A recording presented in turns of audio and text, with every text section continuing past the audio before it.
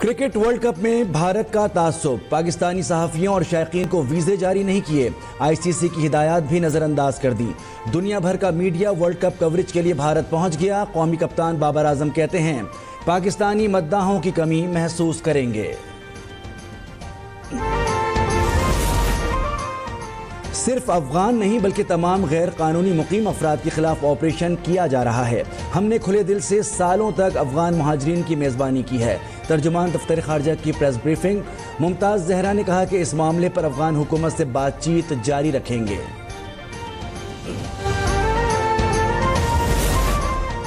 نگراں حکومت نے آڈیٹر جنرل کو متعدد سرکاری کمپنیوں کے اسپیشل آڈٹ کی ہدایت کر دی۔ تیل، گیس اور بجلی کی کمپنیاں شامل۔ وزارت خزانہ کو ان کمپنیوں کے آڈیٹر کی رپورٹس پر اعتماد نہیں ہے۔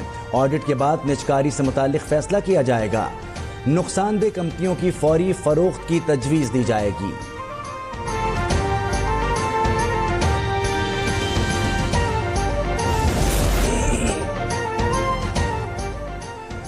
نگراں وزیر اعظم سے chief of naval staff admiral Amjad Niazi کی الوداعی ملاقات۔ ملک کے دفاعی امور پر تبادلہ خیال۔ انور الحق کاکڑ نے پاک بحریہ کے لیے امیر البحر کی خدمات کی تعریف کی۔ انہوں نے کہا کہ آپ نے ملک کی دفاع ناقابل تسخیر بنانے میں کلیدی کردار ادا کیا۔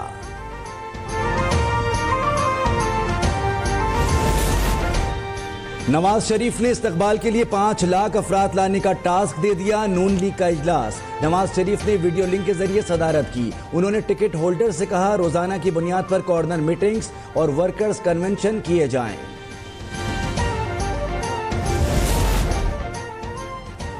وفاقی حکومت نے نیب ترمیم فیصلے پر نظر ثانی کی درخواست دائر کرنے کا فیصلہ کر لیا۔ وزارت قانون نے مسودے کی تیاری شروع کر دی۔ آئندہ ہفتے سپریم کورٹ میں نیب ترمیم بحال کرنے کی اپیل کی جائے گی۔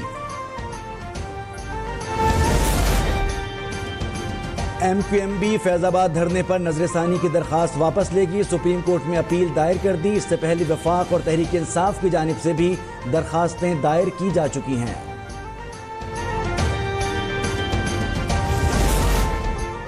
سندھ میں 886 نشستوں پر ضمنی بلدیاتی انتخابات۔ میئر کراچی مرتضی وہاب 3 نشستوں سے انتخابات میں حصہ لیں گے۔ کاغذات نامزدگی حاصل کر لیے۔ ووٹنگ 5 نومبر کو ہوگی۔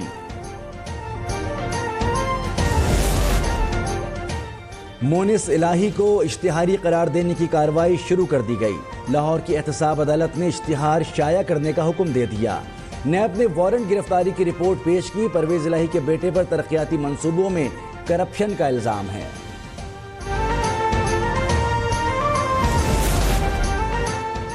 سندھ میں ڈینگی کے مزید 17 کیس رپورٹ۔ سب سے زیادہ کراچی میں 11 مریض سامنے آئے۔ ملیریا کے حملے بھی جاری۔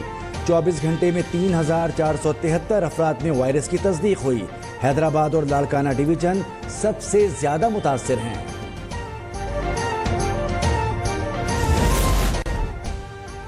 بھارتی ریاست سکم میں شدید بارشیں، جھیل میں طغیانی کے باعث اموات 14 ہو گئیں۔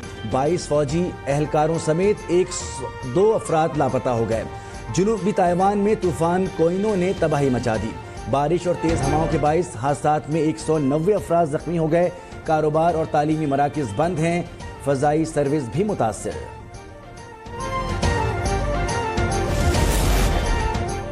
اور امریکی صدر جو بائیڈن کے کتے کو وائٹ ہاؤس سے نکال دیا گیا۔ متعدد افراد کو کاٹ کر زخمی کر دیا تھا۔ ترجمان نے 2 سالہ جرمن شیپرڈ کمانڈر کے نکالے جانے کی تصدیق کر دی۔